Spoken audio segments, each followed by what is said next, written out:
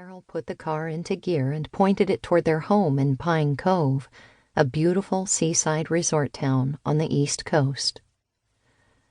Maybe you're right. I'll think about it. Are you feeling okay, Lou? The fact that you're even considering those plates is scaring me, considering how dead set against them you are. Carol shot a concerned look at her husband, noting his pale, sweaty skin. I'm okay. Please, just get me home. Lou briefly leaned his head against the passenger window before shifting it back to the headrest again. This feels worse than my usual angina pains. Carol picked up the pace as Lou requested, edging her foot down on the accelerator. They both lapsed into a worried silence. Lou was relieved when Carol pulled onto their driveway and nosed the car into the attached garage. He pushed open his car door and tried to swing his legs out, but they simply wouldn't cooperate. He suddenly found himself too weak to budge. I think I'd better rest for a minute. Could you please run in and get my nitro? Carol rushed inside, as fast as a person with 2 arthritic hips could rush, and hurried back with Lou's small dark brown nitro container. She fished out a pill for him and watched as he placed it under his tongue. I hope it helps. I'm really getting nervous. I don't think I can get you inside by myself. I'm not as strong as I used to be. A few minutes passed, but Lou's chest still felt tight. It's getting harder and harder for me to get air into my lungs. I think I'll try to stand up again. He used his arms to help swing his legs out of the car. Once his feet were on the ground, he pushed with all his might to stand up.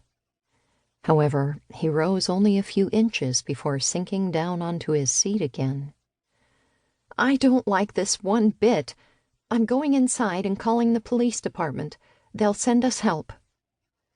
Lou grunted in agreement and closed his eyes. Dispatcher.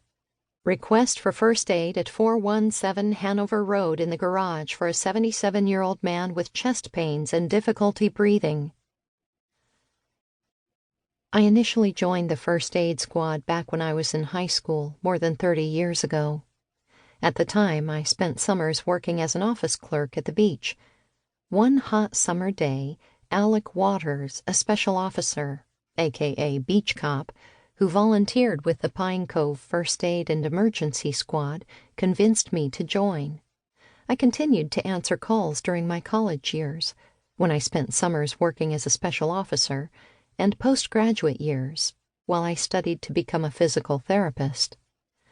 I feel blessed that I've been able to continue serving my community to this day, answering more than 8,000 first aid and fire calls. Looks like a detour's up ahead, Meg Potter said on our way to Hanover Road in the ambulance, noting a sign with some accompanying cones in the distance. Meg was a children's social worker. I admired her easy manner and ability to efficiently run a first aid call. I'll go around and approach Hanover from the other direction, Mason Chapman replied. It looks like the road is torn apart, so we're definitely not getting through there. Mason, an auto mechanic at a local garage, helped us keep our ambulances in good working order. After a brief delay, we arrived at the first aid call. An older woman, who I assumed was our patient's wife, stood by the curb, waving her arms to attract our attention. After Mason pulled over, Meg and I grabbed our first aid equipment and joined her. I'm Carol Woodward. My husband is sitting in the car. I'm really worried about him. He's had chest pain before, but never like this. We followed Carol up the driveway toward an attached 2-car garage. I noticed that a large American flag flapped in the breeze close to the entrance. Once inside, I glanced around the garage. The shelves were lined with the typical stuff, such as half-filled containers of windshield wiper fluid, old cans of paint, several green plastic watering cans, a rusty bicycle pump, and a can of WD-40.